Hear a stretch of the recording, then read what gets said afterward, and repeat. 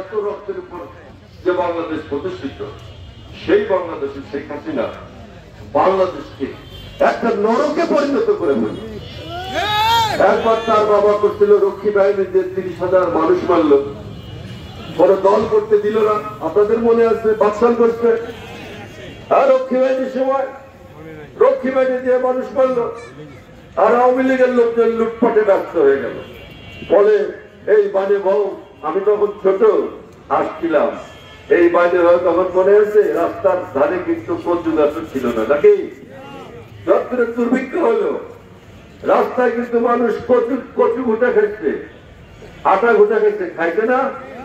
তখন মানসিক হয়তো খাবার নাই, কি করবে, এই গরম পানির মধ্যে 1 মুঠ আটা দিয়ে ঘুটে খাইতো, বলে আটা ঘুটে খায়, আটা ঘুটা খাইছে মানুষ, হাসির বিষয় না তখন। তারপরে আপনার কচু ঘুটা খাইছে, দুঃখে পরে মানুষ পেতো কি খাইছি, কয় মসজিদ ঘুটা খাইছে, মসজিদ ঘুটা খাইছে, ওইটা দুঃখে পরে। আজকালকার পোলামান কিন্তু জানে না, তাই না? তার মেয়ে এসে কিন্তু আবার বাংলাদেশটাকে একটা নরকে পরিণত করে ফেললো। এই বাংলাদেশে কি অবস্থা তৈরি করছে আপনারা জানেন। এখন পাপ করতে করতে তার পাপের পাল্লা এত ভারী হলো যে আসমানের থেকে, আল্লাহ থেকে একটা হুকুম হলো যে দৌড়ার রক্ষা করার উপায় নাই। ছাত্র জনতা রাস্তায় নেমে আসলো। আমার ছেলেরা, আমাদের সন্তানেরা রাস্তায় নেমে এসে প্রতিবাদ করলো, যেভাবে তো দেশ চলে না, এইভাবে মার ঘর মারামারি কাটাকাটি করে এইভাবে দেশ চলে না। তখন কি করেছে আপনারা জানেন, এই ভিডিও দেখলাম, এখনো দেখি, চোখের পানি ধরে রাখা যায় না, গুলি করে দিচ্ছে, নিরীহ করে, তাক করে আপনার সন্তানকে গুলি করছে, তাক করে পুলিশ গুলি করে, এবং গুলি করে আপনি দেখেন আমাদের ছেলে মেয়েদেরকে মারলো।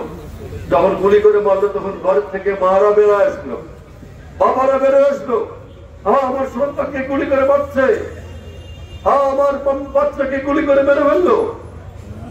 ঘরের থেকে মা বেরিয়ে আসছে, বাবা বেরিয়ে আসছে, ভাই বেরিয়ে আসছে, পাড়া প্রতিবেশী, আমরা সবাই বেরোলাম। ছাত্র জনতা রাস্তায় ঢল নামলো, পুলিশের গুলি, পুলিশের লাঠি, পুলিশের টিয়ার গ্যাস, কিচ্ছু মানুষ মানে নাই। আল্লাহর হুকুম বলে এই সমস্ত পুলিশের গুলি, টিয়ার গ্যাসে কোনো কাজ হয় না, হয় নাই।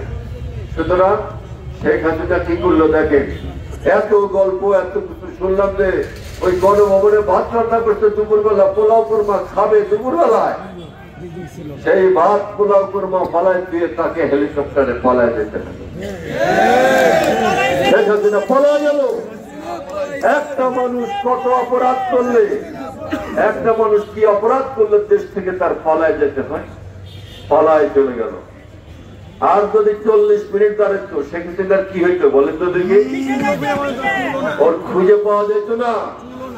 আর্মি অফিসাররা যায় বলছে 40 মিনিট সময়, শিগগিরই সরেন, না হলে যে আসতেছে পাগলা পাবলিক আসে, যদি তোমার গণভবনে ঢুকে পড়ে তোমার কিন্তু হাড্ডি কুড্ডি চুলমুল কিছু খুঁজে পাওয়া যাবে না।